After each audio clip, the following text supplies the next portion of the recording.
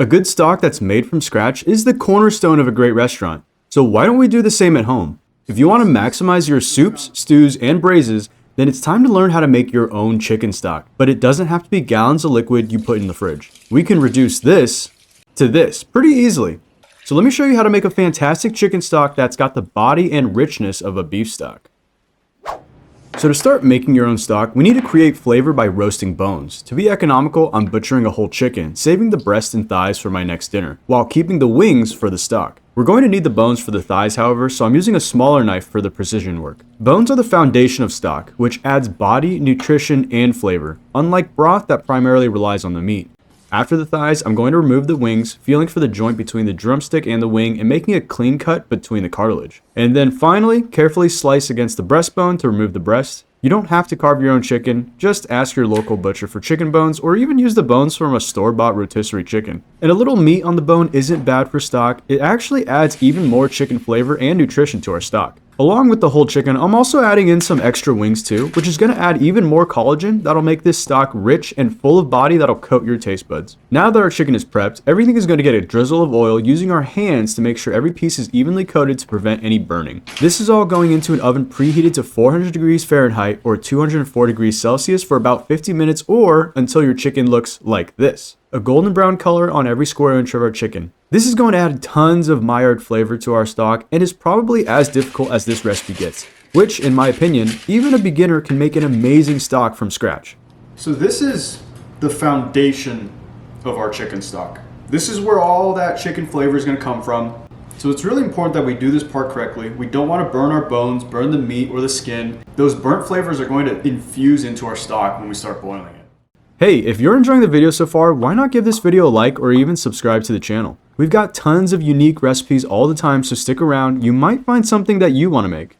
We are at liberty to add as many different types of herbs, spices, and aromatics as we want to level up our stock even further. Now what you see here is everything that we're going to add to our stock today to elevate it to a restaurant quality stock. But you can make a great stock with just these ingredients. In fact, you can make great stock with just onions and chicken. What I'm trying to say is there's no textbook chicken stock that you have to follow.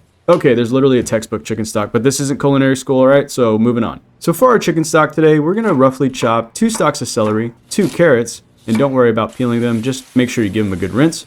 And finally, 1 large onion, all roughly chopped and set aside.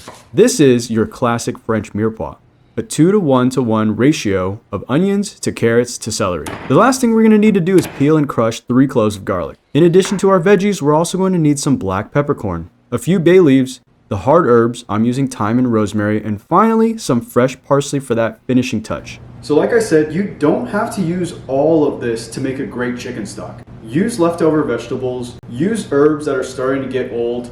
Grab your favorite stock pot or Dutch oven and start by adding in all your roasted chicken bones along with the roasted wings. If you have any fond from the roasting process, add some boiling water to the pan and scrape that off and transfer that to the pot as well. This is great flavor we indirectly made that we don't want to waste. Next, add your mirepoix, your garlic, peppercorns, and your bay leaves. We're going to add the rosemary and thyme now and wait until the end to add our parsley. Soft herbs like parsley bring their best flavor in the last few minutes of cooking. Similar to why we garnish with cilantro and parsley. Now we just need to fill up our pot with water until there's about 1 inch of water above our bones. Transfer your pot to the stove. We're going to start with the heat on high to get our stock to a boil. You'll notice a foam or scum start to appear on the top of your stock. These are impurities coming out of the chicken that we don't want to leave in our final product. Leaving the scum is going to result in some grit, bitterness, and a cloudy stock. Turn your burner to low and bring your stock to a simmer and grab a cup filled with water and a spoon and begin carefully removing that scum. It's okay if you get some liquid as well, you're probably just picking out the fat that we were going to remove anyway. Once we've removed as many impurities as we can finally relax for a bit because all this stock needs to do now is simmer on the stove for 3 to 4 hours. You can go longer if you want to extract every ounce of flavor. 4 hours is more than enough to make a delicious stock that's got body and tons of flavor. So after a few hours, if your house doesn't smell heavenly yet, you've done something wrong because it should be perfuming with this chicken stock. At this point, we can dunk our parsley into the stock and let that soak for about 5 minutes. In the meantime, prepare another pot with a fine mesh strainer on top. I only have this small strainer and I know it's not going to fit everything, so I'm going to pick out the large chunks now and then I'll strain the remaining stock through to catch all the herbs, vegetables, and chicken bits. Oh, and also make sure to spill some too all over your counter and floor. That's super important. Anyway, what we're left with is liquid gold. Maximum flavor in liquid form, ready to be used in your soup, stews, or braises, and trust me, it's way better than any store-bought chicken stock. And if you're like me, you don't have room for all this liquid. If so, put your stock back on the stove and boil that down until it's a manageable amount of the liquid. This will concentrate the flavor even further, which is great for sauces. And we didn't add any salt, so there's no harm to reduce this down all the way until it's a dark brown syrupy consistency. With our stock reduced, this is what we're left with. Now, we practically have our own better than bouillon. And believe me, it's way better than that too. This can be stored in the fridge for 3 to 4 days or in the freezer for months. Now, ladies and gentlemen, we've come full circle. This chicken stock's got tons of body like a beef stock and has amazing flavor and complexity like your favorite chicken stock, but it's way better than that. Anyway, I hope you guys enjoyed the video, and if you did, give this video a like so you can spread the word on the power of homemade chicken stock. If you want to see more recipes like this, subscribe to the channel.